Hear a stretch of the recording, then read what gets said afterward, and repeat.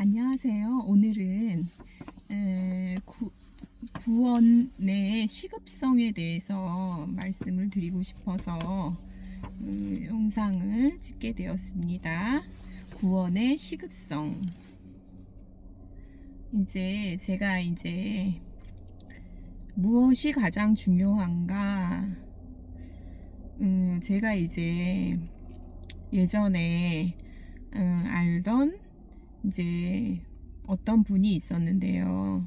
그분은 원래 불교에 심취했었다고 해요. 그런데 불교에 심취했는데 이분은 뭐 어떤 열심이나 봉사나 어떤 그런 것을 하면서 불교에 심취했었던 게 아니고 불교 경전을 많이 읽었다고 해요. 그러다가 어느 날 천수경이라는 경전을 읽다가 이상하네, 죄가 없어졌네, 이거를 알게 되신 거예요. 근데 이게 왜 어떻게 죄가 없어졌지? 이 많은 죄들이 없어졌지? 이거를 생각하다 보니까 확실하지는 않았는데 어느 날 목사님을 만나게 된 거예요. 그러면서 이 목사님이 복음을 설명해 주겠다. 내가 복음을 설명해 주겠다. 이러고서는 이렇게 말씀을 전해 주는데 죄에 대한 얘기를 하는데 관심이 있어진 거예요. 원래는 배척하잖아요, 사실은. 불교에 있는 사람은 기독교를 배척하고 그러는데 이분은 그래서 성경 말씀을 듣게 된 거예요, 목사님한테. 그래서 말씀을 쭉 전해주니까 그게 그래서 죄가 없어졌구나, 이게 깨닫게 되신 거예요. 그러니까 그러니까 포악했대요, 자기가 스스로 얘기하기가. 부부싸움도 너무 많이 하고 뭐 부인을 때리기도 하고, 그리고 자기는 포기죠. 인간성 자체에 대한 포기 상태였죠. 그리고 막 집어 던지기도 했대요. 부인을 막 창 밖으로 막 집어 던지기도 하고 막 많이 포악했었다고. 근데 그 포기 상태였죠. 인간성에 대한 포기 상태.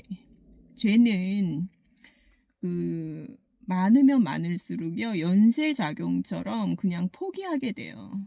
왜 그러냐면 어차피 망했으니까. 그렇게 지내던 중에 이 죄들이 없어졌다, 이 말씀을 듣게 된 거예요. 근데 서너 시간 목사님이 말씀을 전해주다가 너무 힘이 드는 거예요. 그러니까 내일 전해주겠다. 그러면서 이분이, 목사님이 가려고 하니까 이렇게 얘기를 했다 그래요. 내가 목사님이 가고 난 다음에 아직 복음을 깨닫지 못했는데 내가 오늘 죽으면 어떻게 할 것입니까? 그러면 내가 지옥에 가는 거 아닙니까? 그러면서 제발 오늘 말씀을 다 전해 주십시오. 내가 지금은 알 듯 말 듯 합니다. 이러면서 막 이렇게 그래서 새벽 4시까지 목사님한테 말씀을 듣게 된 거예요. 그 목사님도 대단하고 이분도 참 대단한 것 같아요. 근데 저는 이분이 참 지혜롭다, 이 생각이 드는 거예요. 그 알 듯 말 듯한데 사단은 회방하거든요. 이 영혼의 문제는 정말 오늘을 넘기면 안 돼요. 시급한 문제거든요. 우리는 내일 일을 알 수가 없고, 이 영혼의 문제는 정말로 시급한 문제이기 때문에 가장 먼저 해결을 해야 되거든요. 그래서 새벽 4시까지 이어진 목사의 복음 전도 말씀을 듣고 그날 새벽 4시에 구원을 받아들인 거예요. 그러니까 막 하늘을 나는 것 같더래요. 그리고 그분이 이제 복음을 받아들이고 그게 이제 성정이 죄가 죄를 짓게 하거든요. 근데 이제 그 죄들의 사함을 받고 자기가 진짜 상상하지 못했던 삶을 살게 됐다고 하는 간증을 들은 적이 있거든요. 그래서 이제 복음의 초대를 거절했던 사람들은요, 가볍게 여기는 거예요. 이 죄의 문제를 가볍게 여겨요. 그리고 자기들의 길로 가는 거예요. 자기 농장으로 가고, 마태복음 이제 22장에 나오는 말씀을 보면 복음의 초대를 가볍게 여기고 자기들의 길로 가는데요. 자기 농장으로 가고 장사하러 가고 그리고 그 복음을 전하는 사람들을 붙잡아서 모욕하고 조롱하고 죽이죠. 그러니까 복음의 초대를 이 사람들은 자기가 나중에 받을 수 있을 거라고 생각을 해요. 그러나 복음의 초대는 가장 긴급한 것이고요. 급하게 받아들여야 되는 거예요. 그래서 6월절 보면 어린 양을 급하게 먹거든요. 발에 신을 신고 띠를 띠고 급하게 먹어야 되는 거거든요. 그래서 사람들은 가장 중요한 것, 가장 먼저 해야 할 것을 안 하고 뒤로 미루죠. 내일 내가 구원받을게. 이렇게 말하죠. 근데 영원히 기회가 없어질 수도 있어요. 저는 어제 이제 그 삼성의 부회장, 그 사람이 이제 심장마비로 63세인데 이제 갑자기 세상을 떠났다 하는 그 뉴스를 봤는데요. 그렇게 우리는 그 중요하지 않은 일을 하다가요, 그렇게 중요한 거를 못하고 갑자기 멸망을 당하게 되는 거예요. 그러니까 멸망이 진짜 황급하게 오거든요. 그러니까 우리는 내일이라고 말하지 말아야 돼요. 이 구원을 받는다는 것은 가장 시급한 일이라는 거죠. 그리고 이제 저는 또 한 가지 신기한 말씀을 보게 됐어요. 그게 뭐냐면은 그 출애굽기에 보면 출애굽기 8장 10절에 보면요. 바로 왕의 이야기가 이제 기록되어 있는데요. 바로 왕이 이제 마음이 강팍하니까 하나님께서 이제 개구리들을 보내잖아요. 그래가지고 이제 개구리들이 떠나가게 해달라고 이제 모세를 다시 불러요.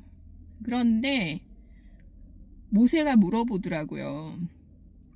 이 개구리들을 언제 떠나게 하겠습니까? 언제 떠나게 할까요? 이렇게 물어요.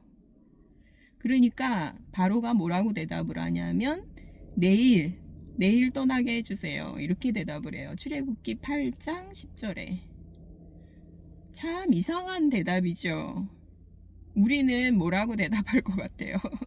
우리는 즉시 떠나게 해주세요. 이렇게 대답할 것 같지만 바로는 뭐라고 대답을 하냐면 내일 떠나게 해주세요.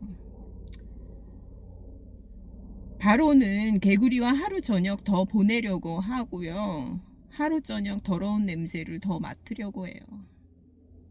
이건 죄를 이제 의미하는 거죠. 많은 사람들이 자신에게 죄의 문제가 있고 평안이 없고 그 고통스럽죠. 그런데도 내일이라고 말한다는 거예요.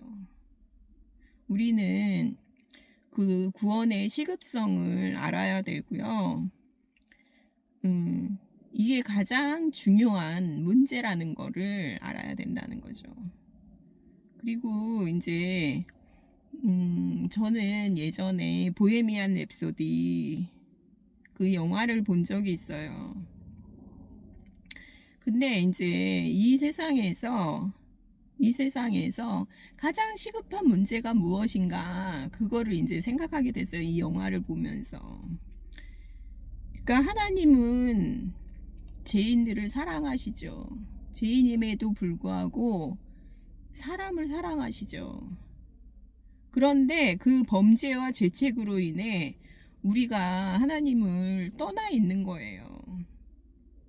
그러니까 이게 너무 안타까우시니까 예수님을 보내주신 거예요. 예수님을 보내주셨죠.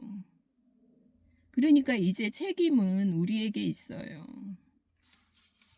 보헤미안 랩소디를 보니까 저는 이제 가사를 이렇게 그냥 번역기로 해석을 해봤는데요. 참 난해하긴 한데 저는 뭐 이거를 보면서 제가 이해할 수 있는 부분은, 이것이 진짜 보헤미안 랩소디 가사예요. 이것이 진짜 삶인가? 산사태에 휩싸였다. 그 다음에 엄마, 나는 방금 한 남자를 죽였어요. 그의 머리에 총을 겨누어라. 내 방아쇠를 당겼는데 이제 그가 죽었어. 근데 이제 이게 무슨 의미라고 생각이 되냐면 자책, 죄책감이라고 생각이 들어요. 그러니까 자기가 자기를 죽이는 거죠. 하지만 이제 나는 가버렸다. 그리고 모든 것을 버리게 된 것이다. 너무 늦었어. 몸은 항상 아파요. 내 척추. 몸은 항상 아파요. 모두 안녕히 계세요. 가야 해. 모두를 떠나야 해. 엄마, 나는 죽고 싶지 않아요. 정말 무서워요. 아무도 날 사랑하지 않아. 그러면서 이제 그에게 목숨을 구해라, 이런 가사도 있더라고요. 해결 방법이 없잖아요. 우리는 신이 아니면, 예수님이 아니면, 하나님이 아니면 해결 방법이 없거든요. 우리 자신으로는 해결 방법이 없거든요. 그리고 나는 나를 사랑하고 죽게 내버려도 이 죄책감이 그렇게 되는 거죠. 정말 아무것도 없다. 정말 중요한 것은 없다. 내게는 아무것도 중요하지 않다. 이렇게 이제 되어 있는데 저는 이 가사가 참 슬프더라고요. 그러니까 진리를 발견하지 못한 사람은요, 그게 아무 소용이 없어요. 돈이 이 세상 전부가 있다 그래도 아무 소용이 없다는 거를 알아야죠. 나는 그가 깊은 죄책감을 느끼고 구원을 바라봤을 거라고 생각을 해요. 그러니까 우리는 아직 시간이 많이 남아있고 기회가 많으니 천천히 믿자, 내일 믿자, 이렇게 말하지 말아야 돼요. 그리고 이제 요즘에 이제 제가 이제 동백꽃을 가르치고 있는데, 그 이제 동백꽃의 작가인 김유정 씨는요, 29살 때 이제 폐결핵이죠. 폐결핵에 걸려서 이제 죽게 되는 거예요.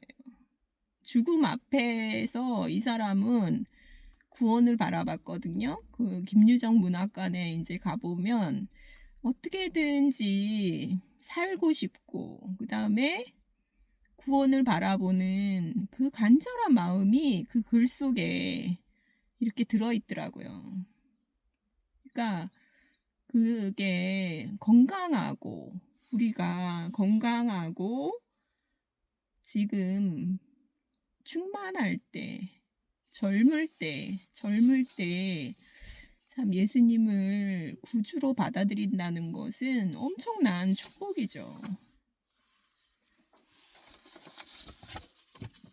그 다음에 이제 제가 이제 좋아하는 말씀이 이사야 45장 22절 말씀이에요. 땅의 모든 끝이여 내게로 돌이켜 구원을 받으라. 그러니까 이게 이제 마음속에 소망으로 있는 사람들은, 구원을 받고자 하는 소망으로 있는 사람들은 만나게 하시든지, 어떤 사람을 만나게 하시든지, 어떤 글을 읽게 하시든지 하나님이 이거를 들어주시게 되어 있어요. 땅의 모든 끝이여. 왜냐하면 이 말씀이 있잖아요. 땅의 모든 끝이여 내게로 돌이켜 구원을 받으라. 그러니까 모든 관심이 하나님께로 딱 집중이 되면 이거는 금방 이루어져요. 우리의 마음과 뜻과 몸을 우리 하나님께 집중하게 되면 이게 이제 이루어지는 거거든요. 말씀에 그렇잖아요. 내게로 돌이켜 구원을 받으라. 우리는 이제 그거를 볼 수가 있잖아요. 또 우리는 뭘 볼 수가 있냐면 이스라엘이 광야에서 죄를 이제 원망하고 하나님을 원망하고 불평하고 그런 죄를 지었을 때 불뱀을 보내시잖아요. 죄를 상징하죠, 죄를. 그런데 하나님은 이 죄를 없애기 위해서 불뱀을 없애시는 게 아니고요. 노뱀을 만들어서 장대 위에 매달아라. 이렇게 말씀을 하셔요. 예수님을 상징하죠. 우리의 구원을 상징하죠. 우리 죄를 없애는 그게 방법이 예수님이 나무에 달리시는 것밖에 없는 거예요. 이것은 예수님을 상징하고요. 우리의 구원을 상징하고요. 그리고 예수님의 죽음, 부활, 승천, 성령을 보내심. 이게 복음의 전부라는 거죠. 그리고 결국은 기초가 되는 게 이 죄들의 사함을 받는 거라는 걸 우리가 알아야 돼요. 어떤 사람들은 피조물의 위치를 깨닫는다, 엉뚱한 소리를 하고, 그 다음에 내가 나약하고 무능한 존재, 참 사람이라는 걸 깨달아야 된다. 그거는요, 모든 사람이 부처다 하는 불교와 다름이 없어요. 오류예요. 기독교가 아니에요.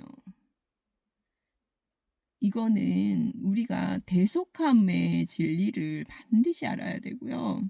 죄들의 사함이 기초가 되지 않으면 새 생명을 받을 수가 없어요. 죄들의 사함이 기초가 되지 않으면 부활 생명을 알 수가 없어요. 살 수가 없고요. 그러니까 우리가 이거를 지금 굉장히 그 오랜 역사에서 오랜 기독교의 역사에서 이미 알려진 진리 그걸 다 부정해서는 안 돼요. 그리고 자기가 무슨 대단한 것을 발견한 것처럼 불교하고 짬뽕을 시켜가지고 접목시켜가지고 그런 이상한 것을 피조물의 위치를 깨닫고 참사람 나약하고 무능하면 가만히 있으면 되고 이런 철학이나 헛된 속임수에 우리가 속지 말아야 된다는 그런 마음이 들어서 우리가 참 이 죄들의 사함을 받는 것이 얼마나 시급한 문제인지에 대해서 좀 말씀을 나눴습니다. 감사합니다.